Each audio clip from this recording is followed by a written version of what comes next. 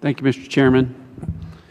Admiral, first of all, I'd like to thank you for your 34 years of dedicated service in the Coast Guard, and I certainly wish you the best of luck in your new role as the TSA Administrator. You've got a very difficult job ahead of you. As a number of our recent hearings in this committee have highlighted, there are some immediate and frankly glaring problems that you'll need to address in this new role.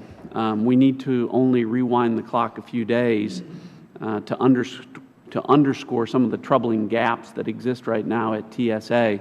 I'm sure that you're obviously aware that 3 days ago on Sunday at the Dallas-Fort Worth Airport, a 26-year-old man was able to bypass TSA security without a boarding pass or any identification at all and get on a plane to Guatemala.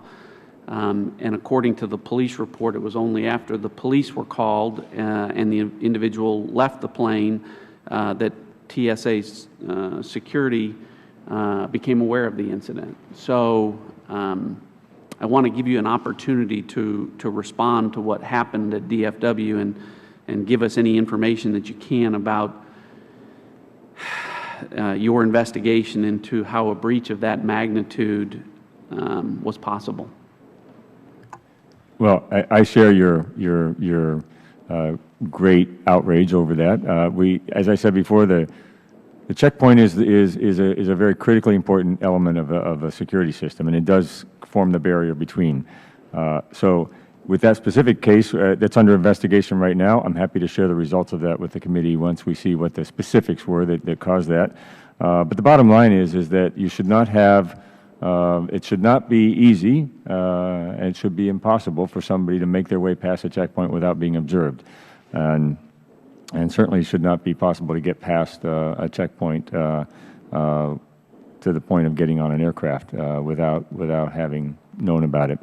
So we'll find out what happened there. But it speaks, as I said earlier, to the more systemic question about how we're managing our checkpoints. I think it ties right into some of the concerns with respect to how we're supporting our frontline workforce, what the training is and what the standards are that we expect.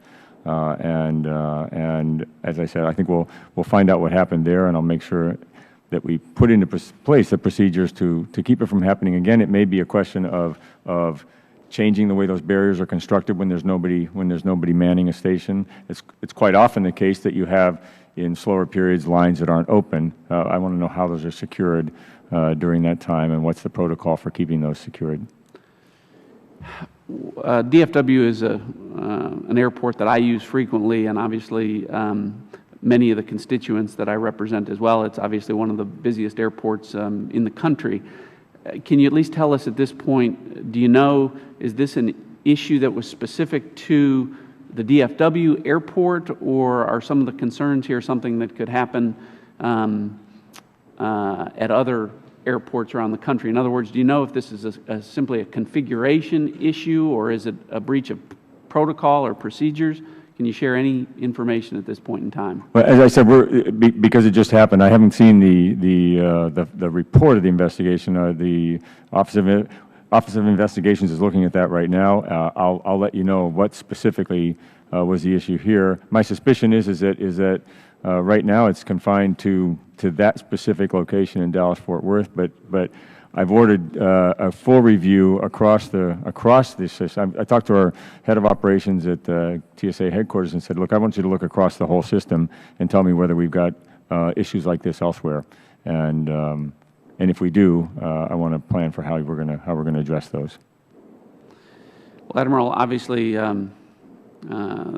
that unfortunate event at DFW highlights the challenges that you face. I certainly do wish you luck, and I look forward to having you work with this committee to improve airport and airline safety in this country. Thanks for being with us today. I yield back.